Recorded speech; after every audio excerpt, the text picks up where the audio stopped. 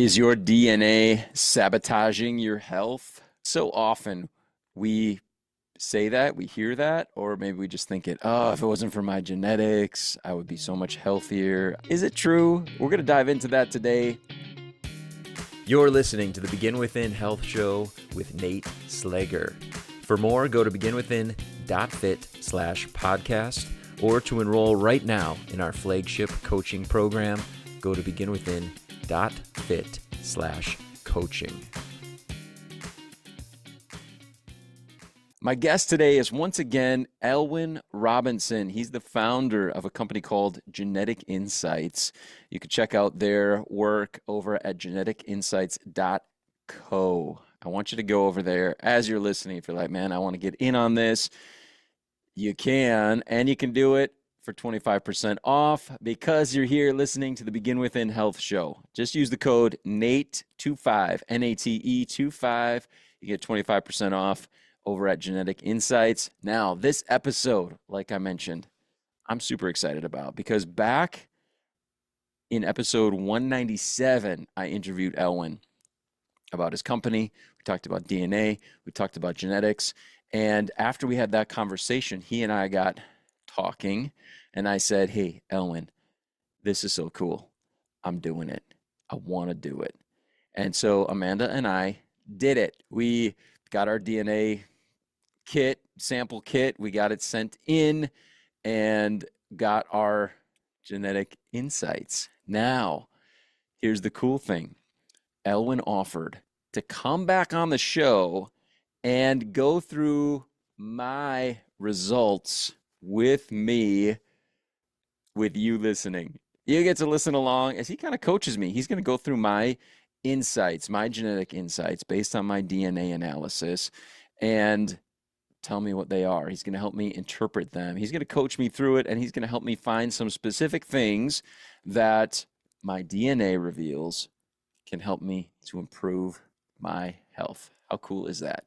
If you are just listening, that's fine. If you want to get the visual component, which I encourage you to do, get over on YouTube, find the Begin Within Health Show there, or watch on Spotify, the Spotify video. Or one more option, you can go over to our website, beginwithin.fit/podcast, find this episode 249, and you can watch the video there as well as read some of the additional info from the article that we wrote based on the podcast. So some options there for you. I want you to see the visual if you can, because he's sharing screen, or I'm sharing screen. He's in control, walking me through the Genetic Insights platform and revealing some really cool stuff. Maybe you think maybe not so cool to find out, hey, this is kind of a weak area, but cool to know that there's some solutions. And I have some light bulb moments as we're talking that for me were big, huge game changers. So here's some lessons before we dive in. You're going to love it. Genetic testing. Here's my approach to it. It's cool to find out, hey, this is a good area for me. This is an extra healthy area. I have a lower risk than most people because of my genetics. But for me, I'm interested in the weakest links. I want to know what are the areas where my DNA tells me I'm at a higher risk of certain things, this or that. Tell me what those are. And Elwin's going to do that. So I think that's an interesting approach. For me, that's the one that works the best. I'm not after this whole process in order to get a pat on the back for genetics, right? I didn't do anything. I was just born. But what I do want to find out are the areas where I have some work to do, or some things that I can do to maybe like plug in some gaps, is what I think of it as. I could get some supplements, for example, which we're going to talk about, that can help plug in the gaps where my risks are high of having some challenges. And again, that's my approach. It doesn't have to be yours, but I think that would make sense for most of you as you're listening. A second thing, and we've talked about this before many times. We talked about it back on episode 197, and I recommend you check out that episode if you haven't heard it, so you get a little bit more background of what we're talking about, and then come over here to 249 and listen to this interview with Elwin. This is the point. Lifestyle choices can override what our genetics maybe are leaning toward, right? It's a leaning. It's a disposition. It's a higher risk. It doesn't mean it's a guarantee in most cases. Now, of course, there are some conditions it's a guarantee. Doctors are testing for those things. But in most cases, we're leaning. We have a disposition. This is a higher risk or a lower risk for us. We want to know about those things so that we can intervene. We can do some things to make a difference. And I think connected is a third lesson, and that is that simple. We're looking for simple things that we can do to plug in the gaps, simple things that we can correct the leaning that we might have. Those are the ones I'm most interested in as I'm looking at all this information and as I did with Elwin. All right, enough of me. Let's dive in. Here's my interview with Elwin Robinson from Genetic Insights. Please enjoy. Let's go negative. That's what everybody really is interested in. And I like the way that it's set Okay. up too with the risk Okay. first, right? A lot of people don't like it, so we're gonna soon add some functionality so someone can change it, like that it's Oh more man. more I easy. mean, But I'm interested. I'm like, I feel I'm like like you. I'm geared toward like tell me what I need to work on. Yeah, But me too. Yeah, and it's like when you're only as strong as your weakest link. So tell me what my weakest links are so that I can be stronger. That's my mentality. That's probably I yours as well. agree, Elwin, let's kind of start with that perspective and then Okay. again, I don't I mean, I'm totally fine. Let's dive into anything and then um how that might show up in my life or discussing adjustments I might be able to make in order hmm to kind of compensate for that or with that in mind, with that weakness in mind, what I can do. So I think that would be awesome. Okay. Great. Let's do it. All right, man, I'm ready. Hit me. Tell me what you see. Okay. Well, just before we started recording, we were talking about part of your motivation being about your mother. Do you mind telling us a little bit about that? I don't mind at all. Yeah. So this is just over a year ago, beginning of 2024 that my mom passed away. She had pancreatic cancer. Found it like most of those GI cancers, when it was pretty progressed to the point where it was causing her problems with her digestion and things. So, yeah, it was a lot of doctor's appointments, a couple of procedures, a pretty serious surgery, lots of chemo, and then in the end, we lost her. So, and it was during that process that her doctors recommended that she get tested for genetic markers that she may have a genetically based cancer and then see if that was the case. But what they found out for what they tested for anyway was that the cancer itself was not something that would be genetically passed on. And I am by Mm. no means a DNA expert. So, but obviously there are as I've been researching that specific situation, I've definitely learned that if you have diabetes, you are more likely actually to have pancreatic cancer, which makes sense. So Yes. yeah, so I'm learning that it should be something still that I should take more seriously for sure. So with hmm regard to that specifically, that's in mind, but I'm good to dig into whatever you see as a kind of red flag or a concern. Well, thank you for sharing that. I'm sorry to hear that. My mother also died when I was reasonably young, in my mid-20s, of cancer as well. Um, so yeah, just a very brief review of what we covered probably in the last podcast. So these are only telling you risks, right? And Hmm. so nothing that we say, just because you're more likely to have something or you have high levels of something, that does not mean you're necessarily going to have that problem. But as we are talking about again before we started recording, people like you and I, we like to say, okay, what's our weakest link? What's the area where if I work on it and improve it, I'm going to get the most kind of benefit? And that's one of the things that a platform like Genetic Insights can be so helpful with, because there's so many different ways that the body can go wrong. There's so many different things you can do for your health, let alone all the conflicting advice Hmm. out there of different people saying you should do different things. So this helps you to narrow down and say, okay, what specifically do I have a higher risk of that I need to actually pay attention to and mitigate? and what specifically is more likely to help for me given my genetics. Does that make Yes, sense? absolutely. Yeah. Awesome. So, and this is a visual podcast as well, right? This will be Yep. on. Yeah, I have it. Yeah, on Spotify. We'll for sure have the video available, and then we post it also to our blog. That Fantastic. video embedded. Yeah. Awesome, because I'm going to be talking about things I see on screen. So if it's, I've done this a few times, and then someone tells me afterwards it's audio only, I'm like, okay, I wish I Oh would know yeah, no, that. no. Yeah, I think most of our listeners still consume, just audio, but yeah, Mhm. if anybody's listening, jump over to one of those spots I just recommended so you can watch as we go. And even if you're generally listening in the background, if you just occasionally have a look to see what we're talking about, that would be help to improve your experience. Um, so I'm sharing screen out now, and I'm showing the members area, exactly what Nate would see when he logged in, exactly what anyone would see if they decide to use our service, and you can see straight away there's loads of these high risk categories. So the way we have it set up is that automatically all the highest risk things show up first. And we were talking about how maybe we're going to Yeah, change that because for some people it freaks them out, but for those people who understand that these are just risks, it doesn't necessarily mean you're going to have any of these problems. For those who understand that it's good to find your weakest links, because when you strengthen those, that's the most high leverage, high value thing you can do for yourself. That's really what we're talking about. And there are yeah, some things here you can see straight away in the first line, like it says more likely to get pneumonia.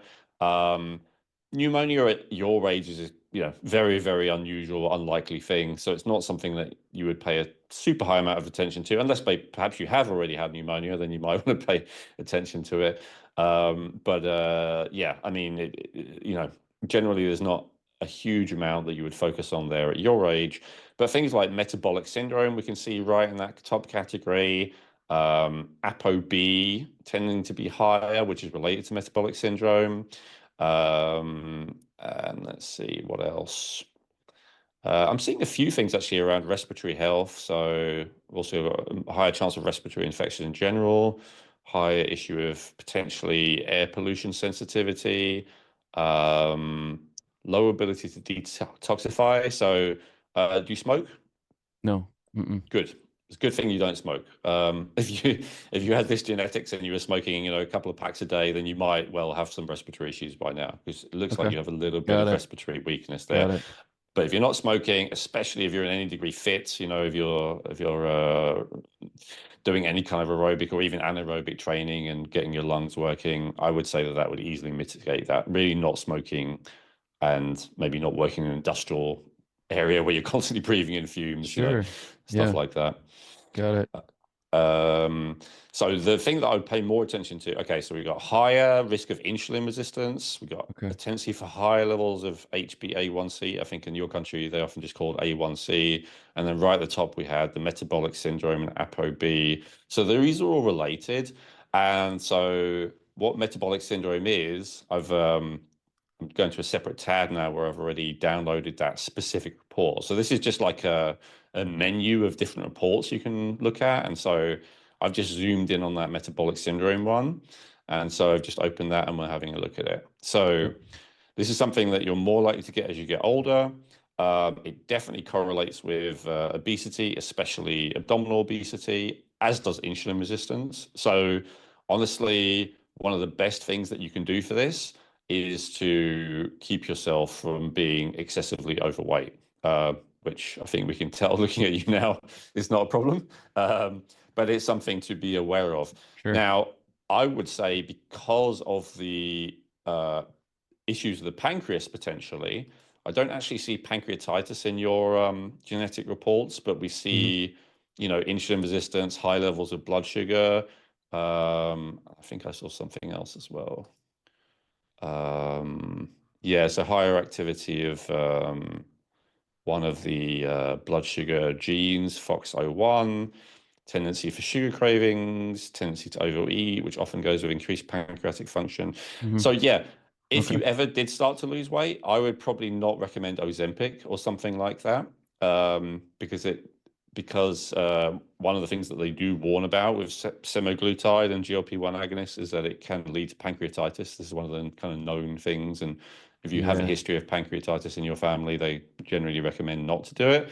So maybe Well, that isn't telling okay. you anything you don't already know, but very, I'd be very cautious about using any of those kind of weight loss things. Should you ever put on weight and be tempted, I would do any other method of weight loss before those. Yeah. No, I mean, I lift weights, 4 or 5 days a week, and what, I like veggies, and I do have fun food once in a while. That was interesting to see the tendency to overeat. hmm Um, I know I mean, I perused around here, Elwin, hmm myself. I didn't notice that one.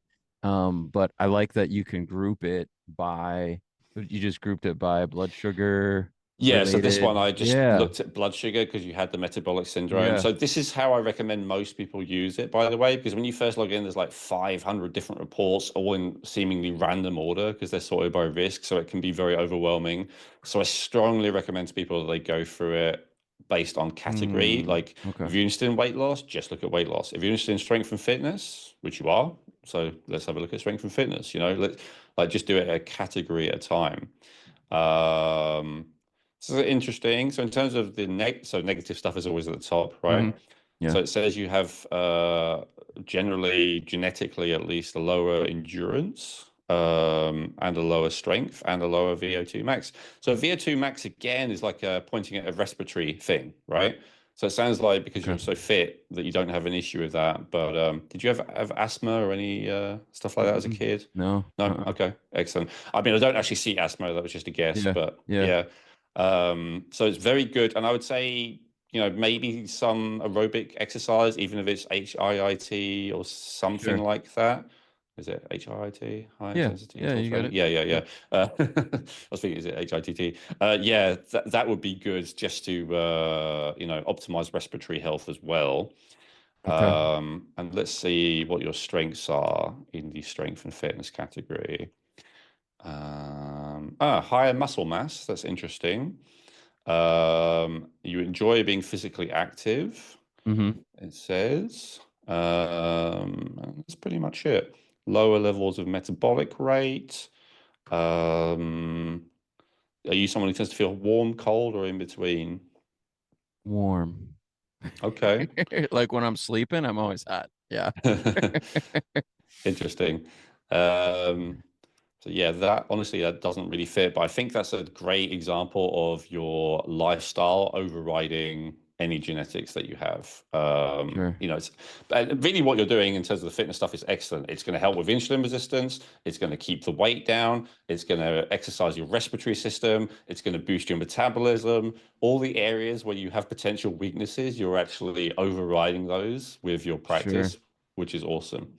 Well, and you know what's interesting when you say like endurance, VO2 max being, having a risk of that being lower. hmm I have for sure noticed like if I'm working out with someone else, and I mean I train people, like that's a big part of my career, and I've done that hmm for a long time now. But even with my clients, if I'm working out with them, I'll notice like they're ready to go to the next set before I am. And I'm always like, what's my problem? Like I should, and Mm. I'm always like, well, I'm lifting heavier than them or whatever. But that kind of aligns with that experience that I've had throughout my life. I'll be working out with someone who hasn't been training nearly as long, and they're like, all right. And I'm like, hold on, I'm not ready yet. Very interesting. Okay, there Yeah, you go. And that is a great example of, where genetics can be overridden. Like you're almost certainly more fit than the average person, right? But it does show if two people dedicate themselves to fitness and one of them has all the genetic advantages and one of them has some genetic disadvantages, it's never going to be as easy. And it's good to know yeah, those. So as you just said, you can stop being hard on yourself. Um, yeah. because you Huh, don't have any real interesting. problems. I kind of like to look at nutrients as well, just to kind Yeah, of prevent yeah. problems in the future. So you have increased need for iron, which is interesting. This is definitely Mm, less of a big deal in men than women because okay. men don't Yeah. menstruate. But still, if you were to eat like a vegan or a vegetarian diet for a long time, you might end up with issues. So you can, if anyone accuses you of, if anyone doesn't like you eating red meat, you can say I have to because of my genetics. It's And interesting. I so don't. like I'm not a huge fan of red meat just naturally. Like it's not something Hmm. I'm like, ooh, I can't. I do eat it. My wife, she loves it. She's like, oh, I'm making steak, and I'm like, okay, that's fine. But I'd always rather have chicken She's or the meat fish. eater. Yeah, so Interesting. that's good to know that I And what should about focus on it a little bit more, probably. probably because it's not just the iron. You also have an increased need for B12, which is largely found in animal food. I mean, admittedly, there'll be plenty in Hmm. chicken and fish as well. Yeah. And you also have an increased need for zinc, and zinc is a super important nutrient. As much as iron is often low in women, zinc is often low in men. Zinc is necessary for testosterone and sperm production, all the rest of it, as well as the immune system and energy and pretty much everything. There's Okay. thousands of things that zinc's involved in. And because it's in semen, men are more easily drained of it, just like women are more easily drained of iron through menstruation. Okay. And if you have an increased need for zinc as well, it's important to get enough from diet, and it's pretty difficult to get enough good quality zinc from a vegetarian Okay. diet. So, I mean, it's reasonably high in it's basically in muscles is where zinc is high, like muscle meat. So, it includes chicken legs or, Okay. whatever as well. Got it. That's I fine. mean, But I yeah, do like dark meat more than like the chicken breast or whatever. Like I'll always take the thighs and the legs. Like I do prefer that. So that might align with my needs there. Huh. nice. Interesting.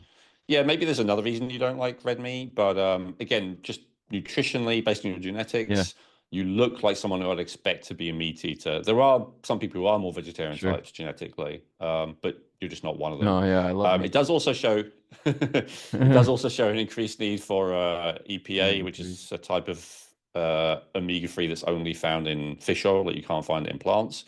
So it Okay. is also saying that fish is good. You said you like fish. Crazy about So, it. Yeah, I love seafood, fish. Yeah, for sure. and how about dairy? I am not crazy about it. Yeah, I don't have a lot of it. Is So, it because you don't like yeah. it or because you have a reaction to it? I just don't like it. Yeah, I don't know. I Okay, always, even as a kid, drink your milk. I was like, well, it doesn't taste like I just don't like it. Yeah. Anyway. interesting. No, it's interesting, and you have almost not like when I pull up this category, allergies, intolerances, and sensitivities. Often there's like I don't know 10 on average, and you've got Okay. literally two. Huh. So you're in a Okay. very good position. I wouldn't expect you to have a lot of issues with a lot of anything in Okay. terms of allergies, and you should be able to eat gluten, dairy, all of this kind of stuff. Now, if you were to get unhealthy enough, some of that stuff could still show up anyway, but Sure. a lot of people, even as children, right, they have all these allergies and intolerances these days, and Yeah. I'm guessing you don't, based on this. Is that Nope. accurate? Yeah. I haven't had any. Yeah. Excellent. Right. Well, you're actually the first person I met that who defies this because I always say, I've said it in many other interviews. Every time I see someone who has a high need of calcium and a high need of vitamin K, they tend to like cheese specifically because there's Oh, well, actually not. I do like cheese actually. Now, like, I mean, yeah. Ah, okay. I thought you were the first person I met who violated the No, rule. yeah, Okay. okay. I don't eat a lot of it, and that's just for health, for my own health reasons. But boy, it was just what's funny? My wife and I were just talking about a week ago. She's like, "Man, you used to eat so much cheese," and I was like, Mm. "Yeah, I know. I've intentionally cut back." Cause she'd get like these, gourmet cheeses, and I would just sit down and it'd be gone, and I'd be like, "I can't believe you Well, ate all that cheese." so I'm here to tell you everything. I don't think there's a single food that's good for everyone, and I don't think there's a single natural food. I'm not talking about, the chemicals these days, but I don't think there's Hmm. a single natural food that's bad for everyone. Sure. And cheese, with people with your genetic, um, I mean, maybe you can make a case that I don't see that you have any issue with saturated fats either, though. Yeah, I mean, I don't see you don't have allergies, you don't have an issue with saturated fats, you're not overweight. I can't see any good reason not to eat cheese. And here's the thing. It's actually really hard to get enough, like a decent amount of calcium from a normal diet without dairy. Hmm.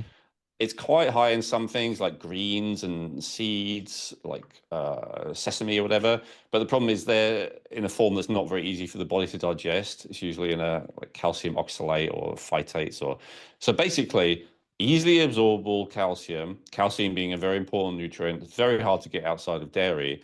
And vitamin K2, which is the type you need, is only ever found in fermented foods.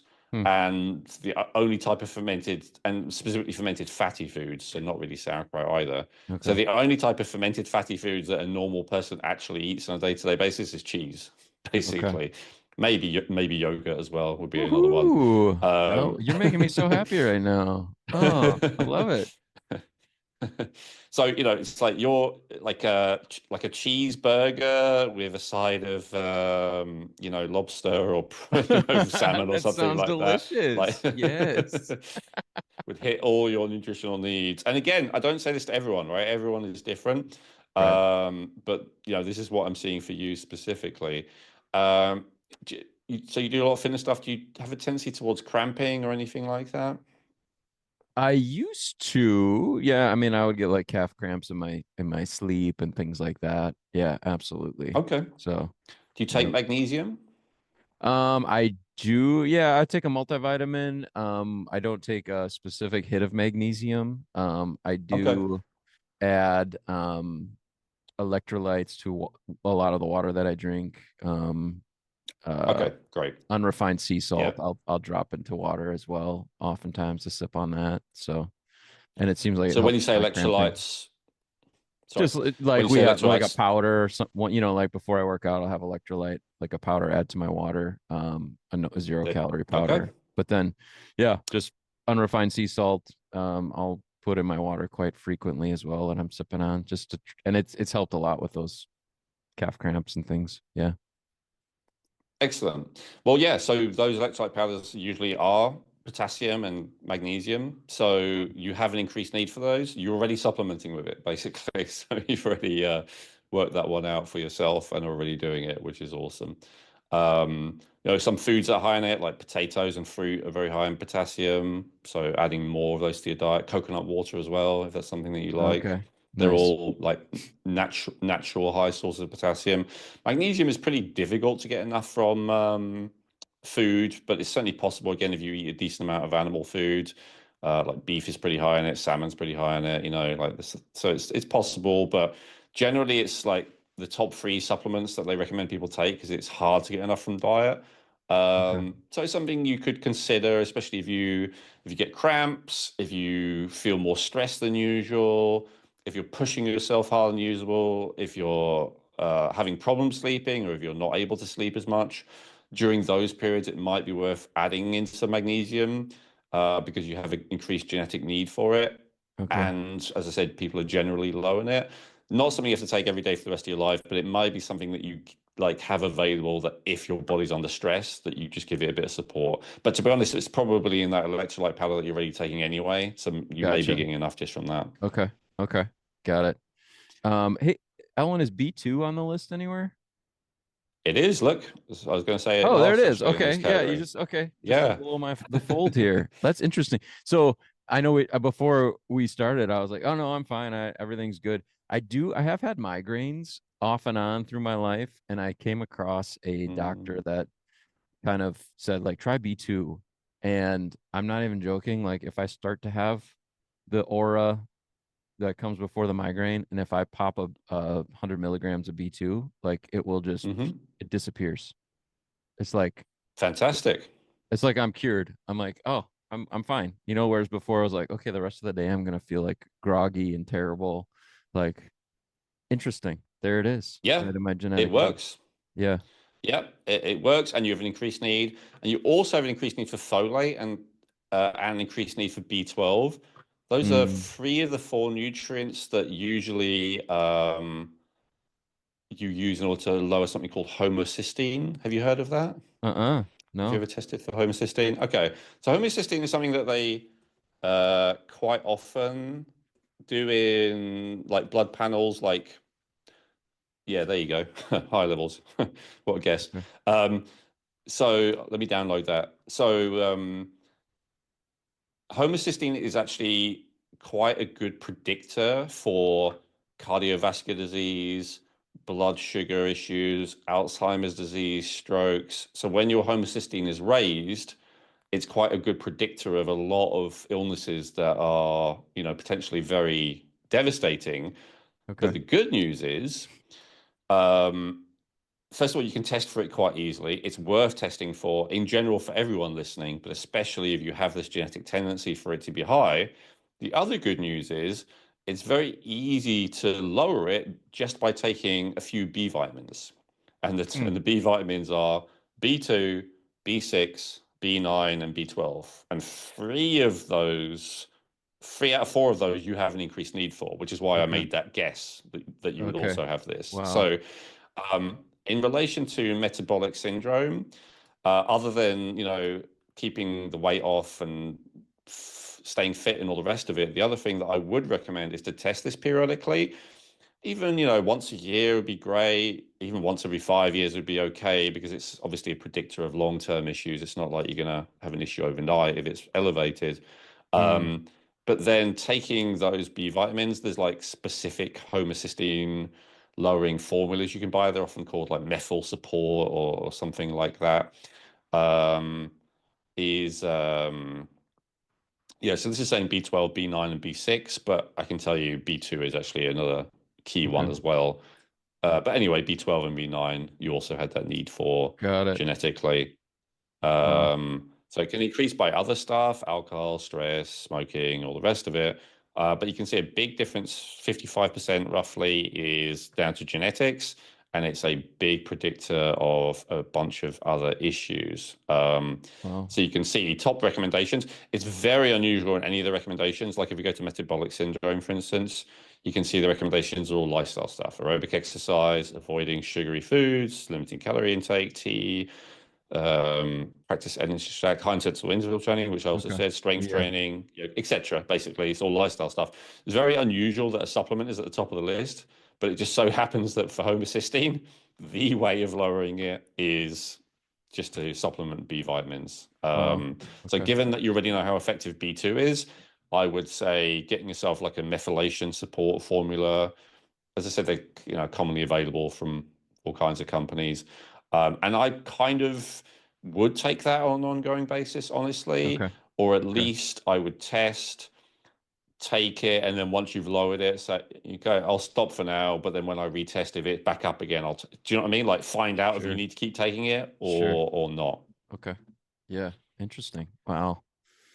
But that's a big deal. That's definitely something worth testing. It's a marker, as I said, that's commonly included in like a metabolic panel that you can easily order yourself, or Okay. possibly, I think, depending on your doctor, you can get your doctor to do it for you as part of your insurance. Okay. So that Wow. would be my number one recommendation for you, just because it's so simple to do and it's so important in terms of what it can prevent in the future. Right. Wow. So I'm wondering if those, like my personal situation with my migraines, what I always know, what I ended up noticing when I went to the neurologist and everything, they were like, we can't figure out why you're having it. But they didn't check my anything in my blood that I know of. They did an MRI on my head, and but they said try to track, try to journal, try to figure out what your triggers are. The only trigger I figured was that when I didn't eat for an extended period, then I would often have an issue. So I figured it was something with a Mm. there was some nutrient, something, but as long as I ate consistently, I tended to be pretty good. But yeah, when I came across that B2 The, connection, it seemed like this is it. This is clearly the answer. Yeah. Yeah, I mean, if it works, it works. Right. I think when you're fasting for a long time, you're going to have less nutrients, as you just said, which is true. But it does also raise stress chemicals, and that can burn through more B vitamins. Your B vitamins tend to be depleted the more stress you have. And you Okay. tend to be more stressed when you don't eat. So that might Sure. also be the connection as well. You like burning Wow. through those reserves more quickly when you're not Yeah. eating. Awesome. Hey, could you show me? I know I told you I wouldn't take too much time, and you said we could take forever. Um, I know we could now. There was one Yeah. I saw about metabolic. I don't know what it was, need for calories or something. I forget exactly what it was Oh, yeah. over. It It's made me. probably I in was weight like, loss. it made it. The impression I got from what I saw was that I don't need a lot of calories. Some, I don't Oh, know. well, yeah, we already discussed that a little bit. Remember, we said you had a slow metabolic rate, but I didn't really talk about it much. So, yes, metabolic rate. Where is it?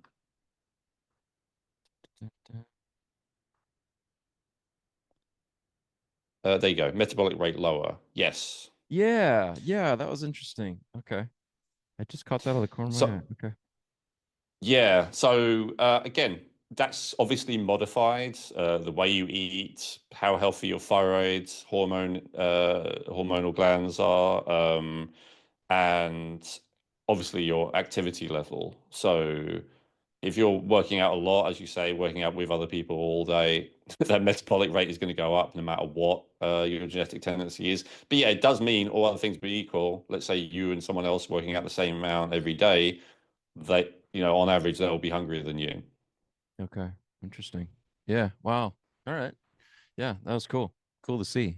And that aligns kind of with my just preferences. I feel like, if I'm trying to eat as much as I quote unquote should be, I always struggled. I always struggled to eat enough, but I never felt like I was depleted or, missing out. Hmm. So, interesting. Interesting.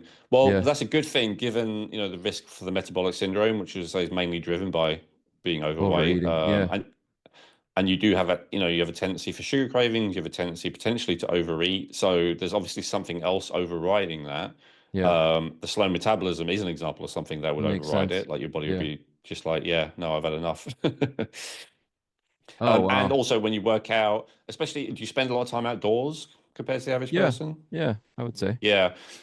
So when you spend more time out in the sunlight than most people are inside all day, right, and staring at screens, then you have increased what's called leptin sensitivity.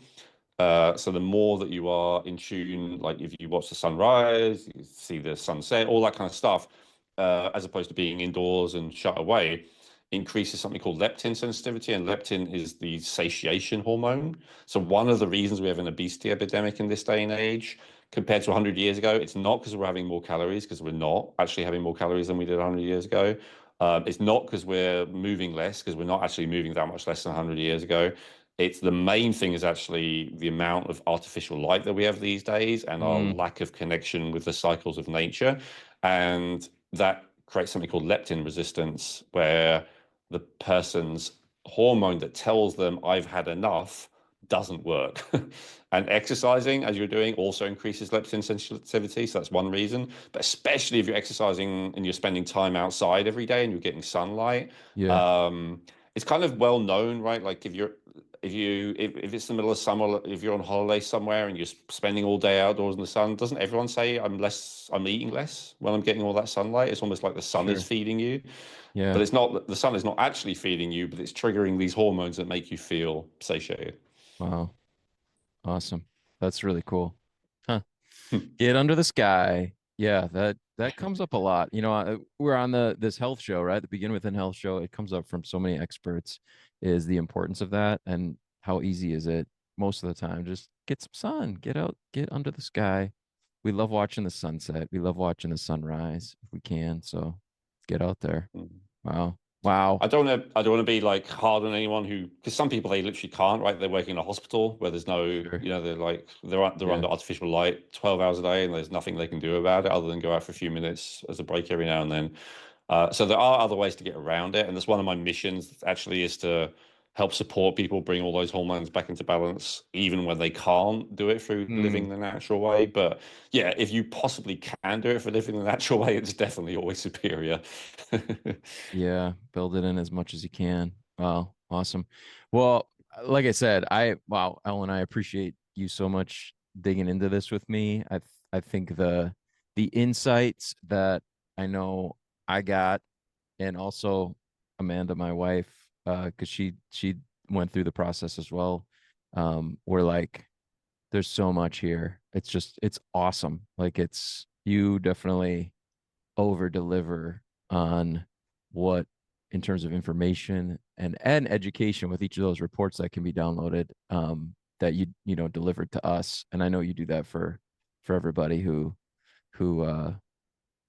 works with you. So I got to thank you because it's awesome. The platform's really awesome. And thanks for taking the time to look at mine specifically. I can't wait to share this Of episode course. Yeah. So, Yeah, it's a pleasure. It's one of my favorite things to do is look through people's results with them. And, it's not 100% accurate. I mean, there's been a couple of things where you said, yeah, not really, right? But, as you see, like it's way more accurate than you would think through random chance, mhm. right? There's so many things where you're like, oh my God, is this? And oh, that explains this. And oh, that explains this.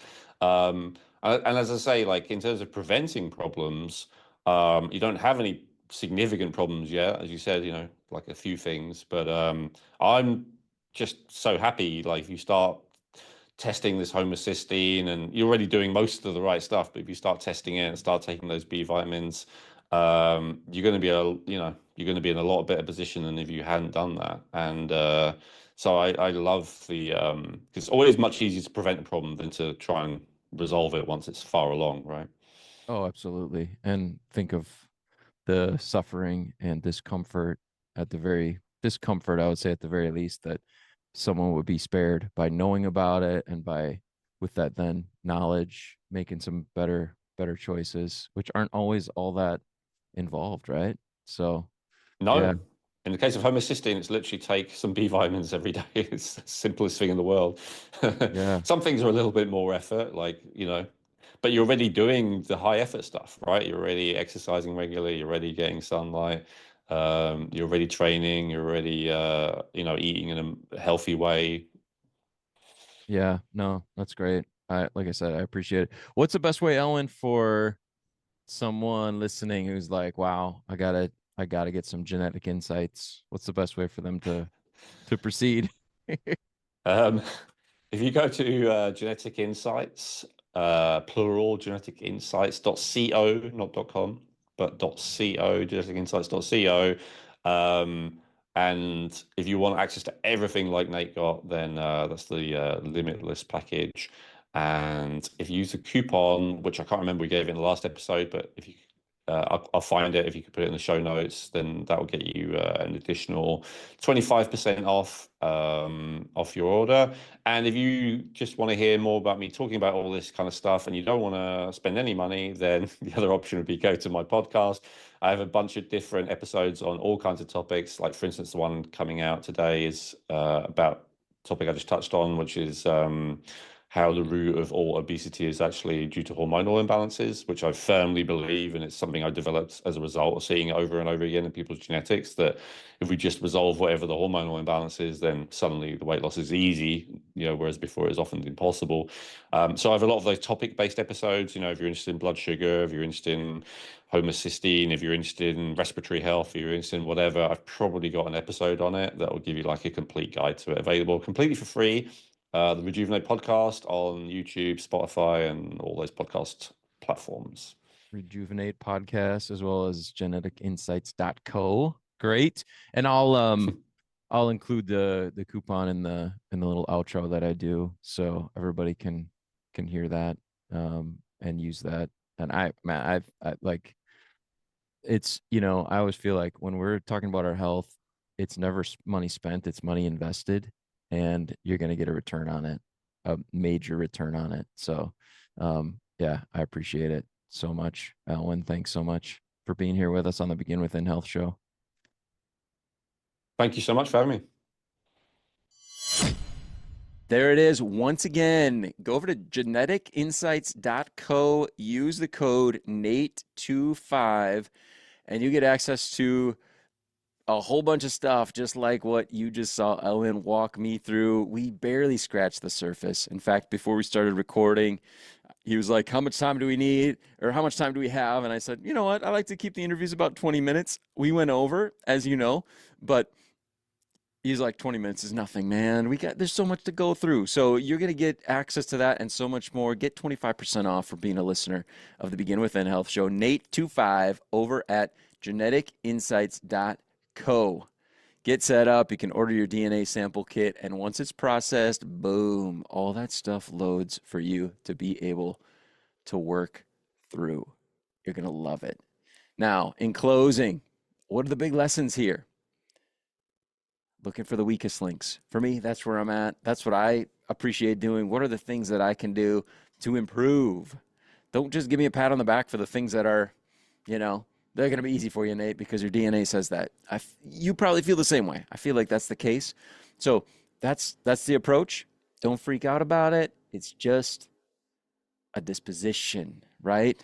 It's a genetic tendency. It's a leaning. We're just trying to correct those areas where we can correct the leanings or reduce or eliminate some of the risk that we might have thanks to our parents and their parents and their parents, right? And I think the biggest takeaway is look for the low-hanging fruit. Look for the things where you can make the biggest change with the least amount of effort, the simplest interventions. And whether or not you decide to go over to Genetic Insights and get set up, and I'm so grateful to Elwin, by the way, for being a great friend of the show and offering us that discount. Approach your health with that same perspective. That's one of the biggest lessons that I think I've learned hosting the show and working on my own health personally. Look for the areas where you know you can make an improvement and pick something to do, pick an action that is the easiest one for you to do that will make the biggest result, right? Look at your health. There's something right now that you know you can do to improve it. And there's probably another thing and another thing, right? You might feel like there's a whole bunch of them. Just pick the one it's the low-hanging fruit. It's the easiest to do. It takes the least amount of effort on your part, but it's going to make a positive improvement. The action step is to figure out what that is for you. Take some time right now, just a moment. Maybe you already know what it is, just listening to me. Do it. Put a plan in place to make sure that you execute that action, and then you're going to be healthier. You're going to be moving in a healthier direction. You can always pick another thing after that one's in place. Thanks so much for being here with me. Thanks for keeping the Begin Within Health Show in the top 5% of all podcasts on planet Earth. I'm so grateful to you for listening and watching and sharing and subscribing or following, commenting, and reviewing the show. If you haven't done so already, please, it helps me so much. Please rate and review the show in your podcast player, or drop a comment if you're watching on Spotify or YouTube and just say hi. I will respond back. Can't wait to connect with you again in the future. Until then, keep taking good care of yourself.